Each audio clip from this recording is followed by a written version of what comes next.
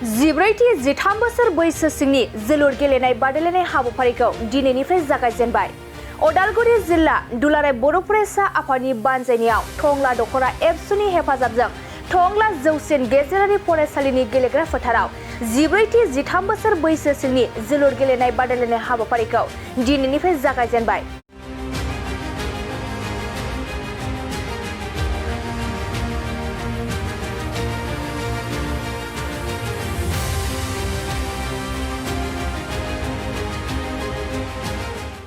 बे हाबाफारियावनो आफादनि गिबि फिरफिलाखौ बिरहोयो उदालगुरि जिल्ला एबसुनि आफादगिरि कर्नेलियास दैमारि आरो बड'फानि मुसुखायाव बिबार बावजेनो उदालगुरि जिल्ला बर' थुनलाइ आफादनि गाहाय नेहाथारि कामेस्वर बर'आ। बेनि अनगायैबो मुंख्लंफोरनो बिबारखौ बावो बोखावजायै दरं जिल्ला एबसुनि बारग' बुंथिगिरि खौला दैमारिया। लोगोसे बे हाबाफारियावनो बाहागो लाबावो उदालगुरि जिल्ला बिजेपिनि नेहाथारि जौस्रां बर', खालिंदुवार बियाबनि एमएलए दिलीप बर', मिरु एबसुनि नेहाथारि आन्ना दैमारि, लोगो सोलोंथाइ नेहाथारि रमिय बसुमतारी, बेरगाव जिल्ला दुलाराय बर' हारिमु आफादनि गाहाय आफादगिरि सुख्राम बर'जों लोगोसे उदालगुरि जिल्ला एबसुनि दैदेनगिरि आरो रायजो राजाफोरा दिनैनि जिब्रैथि 13 बोसोर बैसो सिंनि जोलुर गेलेनाय बादायलायनाय हाबाफारिखौ बेखेवनानै होयो मिरु दुलाराय बर' फरायसा आफादनि सुबुं फोनांजाब नेहाथारि लहित चन्द्र बर' आरो दिनैनि सेथि गेलेगिरि महरै बाहागो लायो डिमाकुसि दख'रा एबसु आरो खैराबारि दख'रा एबसुनि गेजेराव। उदालगुरि जिल्ला दुलाराय बर' फरायसा आफादा 13 बोसोर बैसो सिंनि जिथु जोलुर बादायनाय देग्लायजों 14 खेबनि थाखाय जोङो बेखौ खुंगोन आरो बेखौ दिनैनिफ्राय टंला हाई सेकेन्डारि स्कुलनि जि गेलेग्रा फोथार बेवहाय जोङो जागायबाय। मोननै जनावहाय जोङो राननाय जादों। मोनसे नैबे टंला जनावहाय गासै मोन 10 सोनाब पार्टनि दख'रा आफादफोरनि बादायनायाव जागोन बाहागो लानायाव, आरो मोनसेया उदालगुरि सनाय भेरगाव गेलेग्रा फोथाराव गासै मोन 11 दख'रा आफादनि बाहागो लानायजों बे गेलेनाया जागोन। बेखेवनायखौ नैबे टंला जनाव खालामनाय हिसाबै फाइनालखौ जोङो उदालगुरि जनाव खालामनाय जागोन। रायजो राजा नोंथांमोना फाइनाल गेमखौ उदालगुरि जनावहाय नुनो मोनगोन। दिनै जोङो बेखेवनाय हाबाफारिखौ लानो मोननानै बा आरो 14 खेबनि थाखाय जोङो बेखौ खुंनो मोननानै खोब गोजोननाय मोनदों। जोंनि फंबाय बिथांमोनानो बेबायदि मोनसे मोजां प्लेटफर्म 13 बोसोर बैसोनि खमायावनो बिदि मोनसे मोजां प्लेटफर्म होनो मोननानै जों गोजोननाय मोनदों। आरो लास्ट बे 13 इयारनि जिथु फिडबेक बे जोलुर बादायनायखौ होनायाव बे जथेस्थ'खिनि प्रशंसनीय। साफ्रोमबो रायजो राजाफोर जोंनि ओनसोलनि जोंनि जिल्लानि स्टेटनि बेखौ बाख्नायनायखौ जों मोननो हादों आरो बेखौनो माने जों बिथा खालामनानै बोलो फोरानानै आरोबाव फैबाय थानाय समाव बेखौ होलांबाय थानो थाखाय जोङो आवगायदों। बयनिबो हेफाजाब मददखौ मोनलांगोन आं बेखौनो मिजिंथिदों। दिनै टंला जनावहाय जों जागायबाय, बेयावहाय सेमि फाइनाल मोनसे गेलेहोनाय जागोन, क्वार्टार फाइनाल मोननै, बाखि फार्स्ट राउन्ड सेकेन्ड राउन्ड। बे मोनफ्रोमबो गेमावहाय बे टंलाबासिफ्रा फैनानै बाहागो लाफैगोन, नायफैगोन, आं बेखौनो मिजिंथिदों। आरो रायजो राजा नोंथांमोननि नायफैनाय बाहागो लाफैनायानो जोंनि उन्दै उन्दै फंबाय बिथांमोनखौ थुलुंगानाय होगोन, बेखौ आं फोथायो। आरो लोगोसेनो नोंथांमोननि बाहागो लानायानो जों अर्गानाइजार हिसाबै उदालगुरि जिल्ला बा दुलाराय बर' फरायसा आफादखौबो जथेस्थ'खिनि थुलुंगानाय होगोन आं बेखौनो खावलायदों। दा दिनै उदालगुरि जिल्ला हिसाबै थांनाय बोसोरबो जों होदों आरो जोङो खोब गौरबजों बुंनो नांगोन जे थांनाय बोसोराव जोङो मिरु दुलाराय बर' फरायसा आफादा जिहेतु बड'फा गोजोथियारि सोलायनाय मावथांखिखौ बे मावथांखिखौ बिथा खालामनानै जोलुर बे 13 बोसोर बैसो सिंनि जोलुर बादायनायखौ मिरु नाङैनो खुंनायनि मोनसे डिसिसन लानानै देग्लायजों 3थि बोसोराव हाबगोन। थांनाय बोसोर 2थि खेबनि थाखाय खुंदोंमोन आरो बेवहाय उदालगुरि जिल्लाया फाइनालिस्ट जों जानो हादों।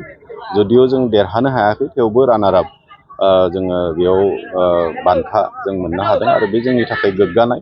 आसा खालामदों देग्लाय बोसोरावबो जों बेबायदि मोजां मोजां प्लेयारफोरखौ जों मोनगोन आरो फाइनाल गेमखौ जों उदालगुरि जिल्लाया फिन खनसेबाव गेलेनो हागोन। देरहानाय जेननाया जेखिजाया बे फाइनाल गेमसिमहालागै थांनायखौ जों नाजागोन आरो साफ्रोमबो जोंनि गेलेगिरि फंबाय बिथांमोना जाहाथे गावनि बेस्ट अफ दा बेस्टखौ होनानै गावनि जिथु पटेनशियेल माने गावनि जिथु इनबर्न टेलेन्ट बेफोरखौ बेस्ट अफ दा बेस्ट बेवहाय देखायनानै मोजाङै गेलेगोन आं बेखौनो आसा खालामदों।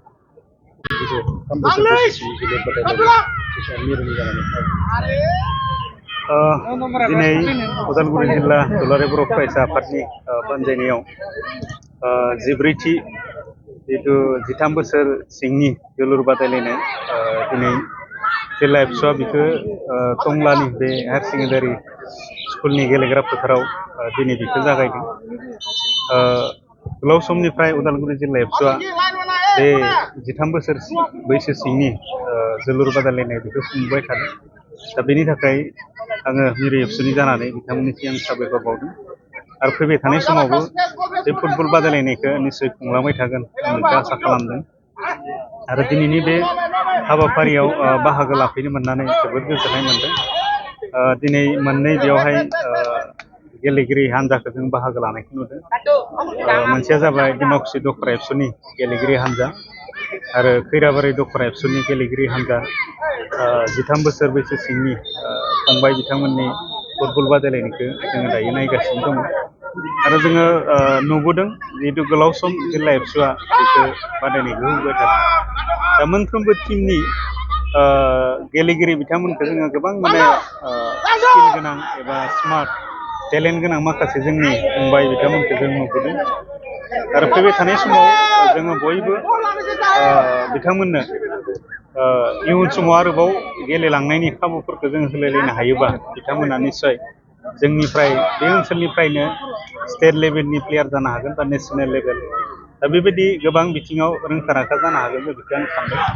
आरो दुलाराय बर' फरायसा आफादाबो 13 बोसोर बैसो सिंनि फुटबल बादायलायनायखौ देग्लाय बोसोराव बियो 3थि बोसोर बियो खुंजानो थांगासिनो दङ। आरो गोबां माखासे थांखिफोर लानानै बेखौ खुंबोदों। जिहेतु दुलाराय बर' फरायसा आफादा मोनसे जिहेतु मिसन फोसावनानै खामानि मावदों।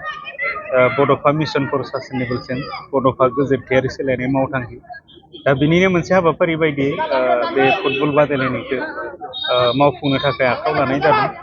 आरो फैबाय थानाय समाव बिथांमोननो जोङो मोजां खाबु होनो हायोबा निस्सय बिथांमोना मोनफ्रोमबो बिथिङाव जोंनि फंबाय बिनानावमोना रोंखा राखा जानो हागोन। सोलोंथाइ लानायजों लोगोसे गुबुन गुबुन गेलेनाय बिथिं बा गुबुन गुबुन बिथिङाव जोङो रोंखा राखा खालामनो थाखाय दुलाराय बर' फरायसा आफादा जेब्लाबो खामानि मावबाय थागोन आरो इयुनावबो खामानि मावलांबाय थागोन। बेवहाय साफ्रोमबो जोंनि बर'नि माहारियारि आफाद, ओनसोलनि मेलेमजिबि दैदेनगिरि आरो गुबुन गुबुन जोंनि समाज सिबियारि बिथांमोना निस्सय एबसुखौ मददथि होलांबाय थानांगोन। अब्लानो फैबाय थानाय समाव बे जोंनि इयुन जोलैफोरनि थाखाय जोङो गोबां खामानि मावलांनो जों आसा खालामनो हायो। हिनजावसाफोरनि थाखाय साननाय जादों।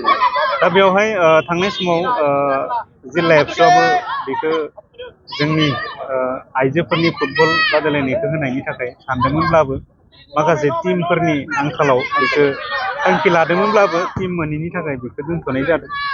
आरो बेवहाय एबसुआ हौवासाफोरनिल' नङा, हिन्जावसाफोरनिबो फुटबल बादायलायनायखौ बा मोनफ्रोमबो गेलेनाय बिथिङाव जौगाहोनो थाखाय बेखौ थांखि लादों।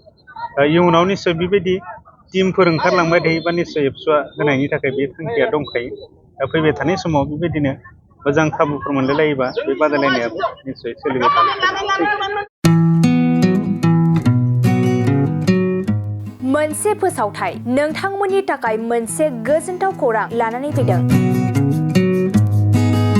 चिरां जिल्लानि सिङाव थानाय काजलगावनि सिफुं हटेलखौ गुवाहाटी नोगोरनि साखाथियाव थानाय सानसारियाव गोदानै मोनसे सिफुं हटेल ब्रान्च खुलिनाया नोंथांमोननि थाखाय गोजोनथाव खौरां लानानै फैदों।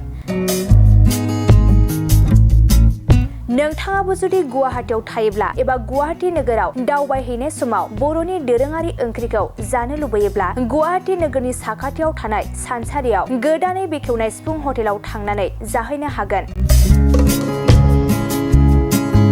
बे सिफुं हटेलाव नोंथाङा बाङाय बेसेनावनो बर'नि गोबां गुबुन गुबुन दोरोङारि जाग्रा ओंख्रिफोरखौ मोननो हागोन। अनला दाउ, सबाय दाउ, अमाजों नारजि, मैथा अमा, ना बाथोन, थारुन ना, थारुन अमा आरो गोबां बायदि बायदि बर'नि ओंख्रिखौ बे बर'नि सिफुं हटेलाव मोननाय जायो।